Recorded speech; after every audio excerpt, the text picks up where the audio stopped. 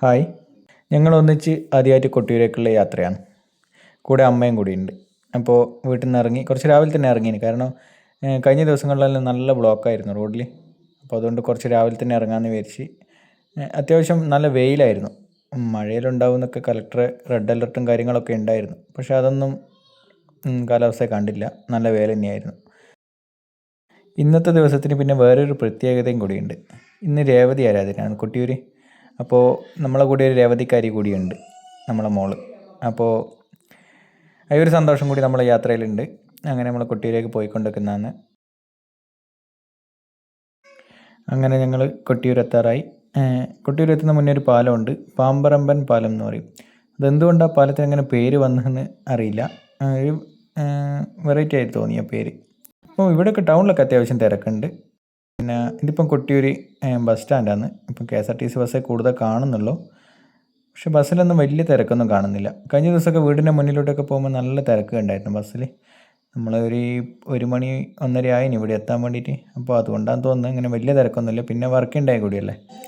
അങ്ങനെ ഞങ്ങൾ വണ്ടി പാർക്ക് ചെയ്ത് അങ്ങനെ അക്കരെ കൊട്ടിയൂരിലേക്ക് പോയിക്കൊണ്ടിരിക്കുന്ന. ഇതിപ്പോൾ ഉണ്ടാക്കിയ നടപ്പാതയാണ്.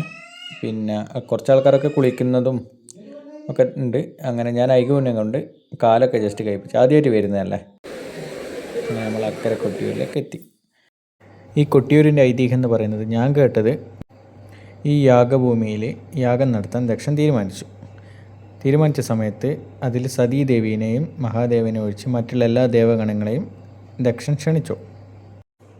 സതീദേവിക്ക് യാഗത്തിൽ പങ്കെടുക്കാൻ ആഗ്രഹമുണ്ടായിരുന്നു. പക്ഷെ തന്നോടുള്ള ദേഷ്യം ദക്ഷൻ സതിയോട് തീർക്കുമെന്ന് ഉറപ്പുള്ളതിനാൽ ശിവൻ അതിനെ എതിർത്തു. പക്ഷെ ശിവനെ നിർബന്ധം പിടിച്ച് സമ്മതിപ്പിച്ച് സതീദേവി യാഗഭൂമിയിലേക്ക് പുറപ്പെട്ടു. യാഗശാലയിലെത്തിയ സതിയെ ചുടലവാസിയുടെ ഭാര്യ എന്ന് വിളിച്ച് ദക്ഷൻ അപമാനിച്ചു. പതിയെ ഈശ്വരനായി കാണുന്ന സതിക്ക് അത് സഹിക്കാനായില്ല.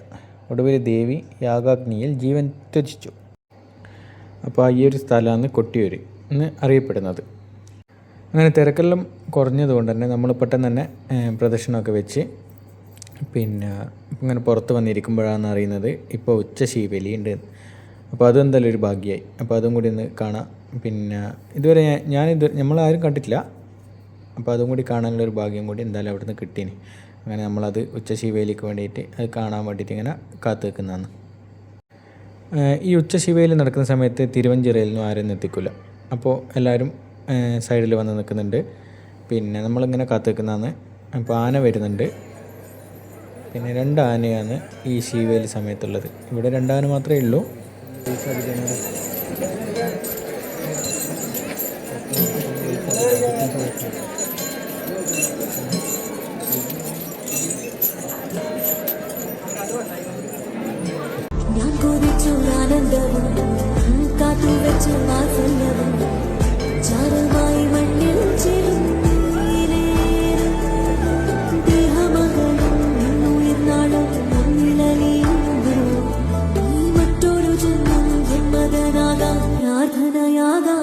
അപ്പോൾ 2 ആനയും തിരുവഞ്ചിറയിലെത്തിയിട്ടുണ്ട്.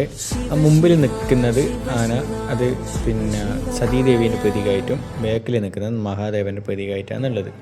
അപ്പോൾ 2 ആനേൻ്റെ പുറത്തും പിന്നെ വിഗ്രഹം ഉണ്ടാവും. ഒന്ന് മഹാദേവൻ്റെയും ഒന്ന് സതീദേവീൻ്റെയും. അങ്ങനെ ചടങ്ങ് തുടങ്ങാൻ വേണ്ടിയിട്ട് എല്ലാവരും റെഡിയായി നിന്നിട്ടുണ്ട്.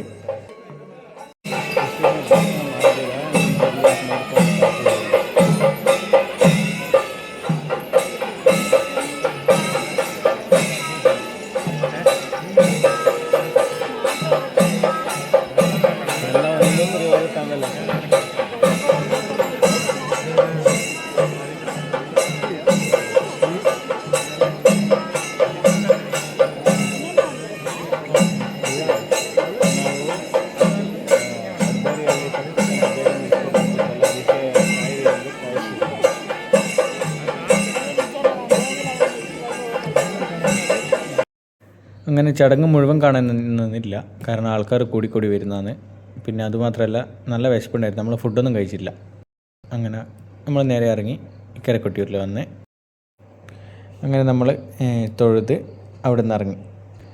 പിന്നെ ഞങ്ങൾ വീട്ടിലേക്കുള്ള ഓടപ്പവും മേടിച്ച് മറ്റുള്ള സാധനങ്ങളൊക്കെ വാങ്ങി നേരെ വീട്ടിലേക്ക് യാത്ര തിരിച്ചു.